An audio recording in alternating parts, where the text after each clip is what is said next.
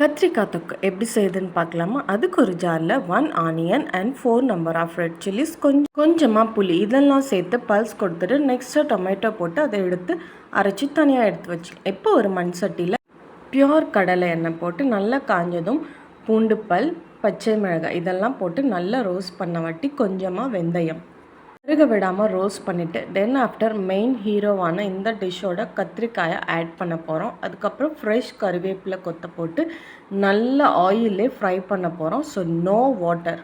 Now இதோட டேஸ்ட்டை enhance பண்ணுறதுக்காக சில்லி பவுடர், தனியா powder, little bit of sambar powder and jeera powder இதையெல்லாம் போட்டு நம்ம நல்லா ரோஸ்ட் பண்ணி விடணும்.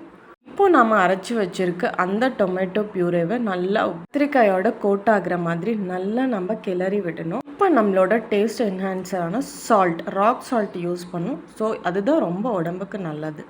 அதுக்கப்புறம் நம்ம அந்த ஜாரில் இருக்கிற மசாலாஸை தண்ணி விட்டு மறுபடியும் அதே கத்திரிக்காய் தொக்கு வேகிறதுக்காக விட்டுடணும்.